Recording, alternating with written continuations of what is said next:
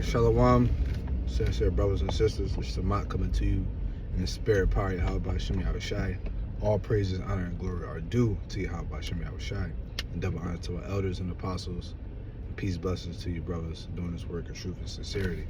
All right, doing a quick impromptu in transit. Just left camp with the brothers, man. I just wanted to, talk a little bit about, maturing in His truth.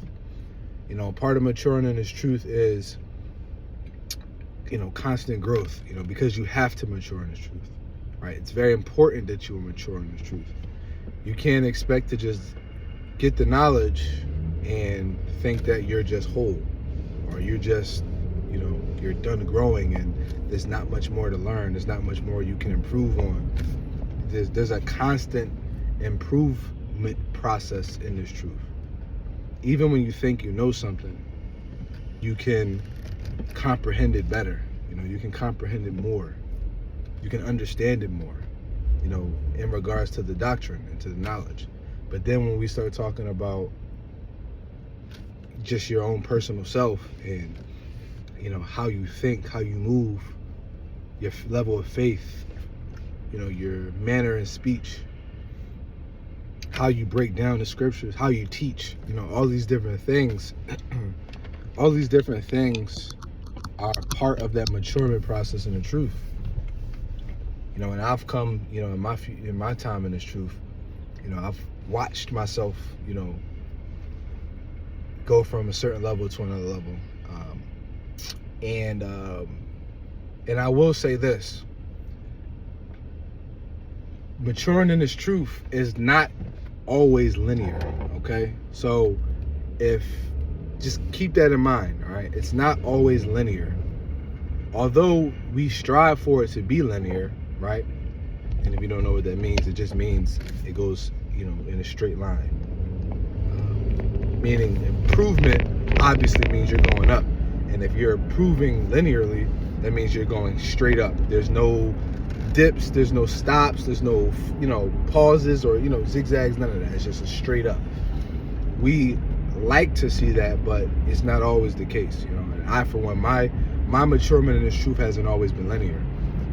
I had a portion where I came from a certain point and, I improved a lot. And then I had, a little standstill for a little bit, and I improved a little bit more. And then there was a point in time where, it was standstill and it improved. And, and now, being in the season where near the end, that growth process has grown exponentially. It's grown, 2-3 times, so now that, that maturing process is even higher. It's at an even higher rate. So the scriptures say that you have to examine yourself daily, right? Whether you be in the faith. Now, that examining or that examination of yourself has to be very honest. You have to be very honest with yourself. All right. Turn this on. You have to be very honest with yourself. All right. You can't fool the Lord, and you really can't fool yourself. You can fool other people. So when you examine yourself, you need to look at a few things, right? You need to look at your spiritual state. You need to look at your mental state. You need to look at your emotional state. Now, your physical state is going to be a direct reflection of all three of those things, right? Because if you're mentally not disciplined, you're not going to have good physical health, because you're not going to do the things that you need to do to have good health, to have a fit body, to be in shape. You're just not, and that's all part of the maturing process as well. If your emotional state is not intact, it's going to affect your spiritual state. It's going to affect your mental state. Because if you're emotionally not intact, what's going to happen is you're going to be easily swayed and influenced by your emotions. Because we all have emotions. We're not going to sit here and try to act like we don't, even as men, we don't have emotions. No, emotions are stress, anger, anxiousness, lack of patience, sorrow, whatever, oppression, all these different things, right? You feel these things daily as things occur. You go through certain experiences. Your emotions will spike, and others will drop. You may have a confident moment, and then something happens, and that confidence drops, and then anxiety raises, sorrow raises, or stress raises. And if you're not emotionally grounded and have a good understanding of yourself and a good understanding of how these emotions affect you personally, you're going to be easily swayed by them. You're going to be easily influenced to make decisions and do things that are not necessarily for the benefit of your spirit. And then transition over to the spirit state. Now, your spiritual state, that's your foundation. All right, that's the foundation of everything, because your spirituality is what's going to ultimately guide you in the direction which you ought to go. Because if you're spiritually disciplined, if you're spiritually focused on Yahweh Shem Yahweh Shai and growing in the truth, that's going to lead you down to a path that's going to have you mentally mature, right? Meaning you're going to be able to understand people at rates that other people cannot. You're going to be able to understand things for what they are. You're going to be able to see the world for what it is. You're going to be able to have intelligent conversations, and be able to be biased. Be able to be neutral and not biased. All right, be able to be impartial. If you're spiritually focused, it's going to put you down a path where you're going to control your emotions. You're going to be aware of your emotions. If you're spiritually focused, it's going to put you down a path where you're going to look at your body as a temple, because it was given to you by the Most High to live in until you get your new body. And being as though you look at it like that, you're going to cherish your body. You're going to take care of your body. You're not going to abuse your body, abuse your own flesh, because you have people who neglect and abuse their own flesh. People hurt themselves. They do things that are harmful to themselves. You got people who do all type of crazy shit. People do a lot of crazy shit, and they put themselves at risk, unnecessary risk. They do things that don't necessarily have us.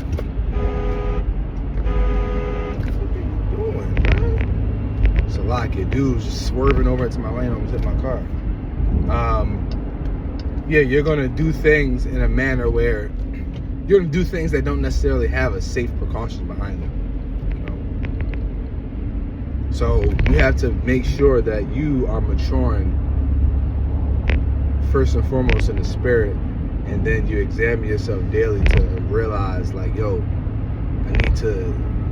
need to get it together, because we're coming into a time where that grace is starting to go out the window. And as that grace, or not going to say go out the window, but it's coming to an end. And as that grace comes to an end, if you're not in the best shape spiritually, mentally, emotionally, and physically, you're not going to be able to endure the time that's coming. We were just talking about Jacob's trouble today and the severity of it. And if you're not grounded, you're not going to endure, right? You're not going to be able to endure that cycle that Jacob's trouble is going to be for the elect, or hopeful elect. All right? Jacob's trouble is going to be a perfection, if you will, of your faith and your fear. All right? Yeah, I explained it a little bit more in camp, but basically there's a cycle that you go through, and as long as you stay down that path and that cycle, you will be perfected in Jacob's trouble. You will be. You know, your faith is going to be perfected, and your fear is going to be perfected, all the way up until the point where you go to the chariot and you receive that new body, and you become spiritually, mentally, emotionally, physically perfected. Man. But we ought to strive for that highest level of maturity, right? Because when you look at the word maturity, you go into the definition. I don't have it off the top of my head, but you can look at maturity as a sense of you forming and becoming solid. You know, when a product matures, right, or a food matures or ripens, it becomes the most effective. You know, it becomes the most secure. You know, the most solid. You can look at a car, for example, or a motorcycle. A motorcycle, when you first buy a motorcycle, they have what's called a break-in period. Usually that break-in period is about 500 miles or so. And within that 500 miles, you can't utilize the motorcycle to its full potential because the products and the parts have not matured enough to be able to work together cohesively. And it's the same thing in its truth.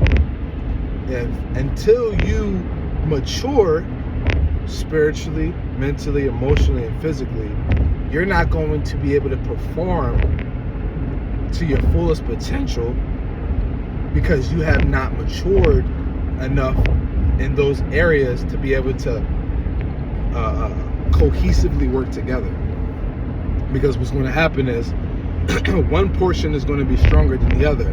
And if you're physically stronger than you are emotionally, your physicality is going to overwhelm your emotions to the point where you may become what's called a lion in your own home. You may be governed by the flesh because your spirit wasn't strong enough. You know, and there's many different examples that you could put it. But the point is to mature mentally, physically, spiritually, emotionally. All right. And the way you do that is, of course, by growing in the truth, but you also have to go through some shit. You know, you have to go through experiences. You have to talk to people. You have to travel. You have to experience new things. You know, and I can say for one, you know, me and a few of the brothers from my camp, we just traveled over to Asia. We went to Thailand specifically, and I will say that trip, we were out there for about 2 weeks, and that trip has put me in a different perspective, and it's really allowed me to mature, because out there I experienced different culture and a different way of life, and I've had different experiences that kind of opened my mind, and it allowed me to mature, and it basically opened up new doors that I went through, and going through those doors, it allowed me to mature in certain aspects. And it's beautiful, and it's all through the spirit and power of Yahweh by Shem Yahushai, man. But that's my advice, is that, brothers, not only do you examine yourself, but put yourself in different experiences in places where you're forced to learn new things, and you're forced to learn about yourself, because that is when you're really going to see who you are. And when you see for who you are, I don't want you to be in denial and try to convince yourself that you're not a certain way or you're a certain way.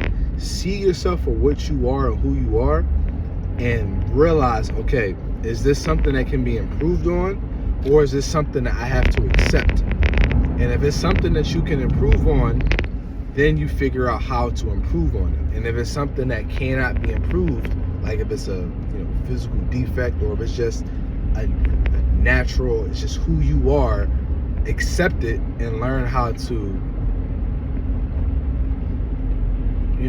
basically learn how to be it in its entirety, man.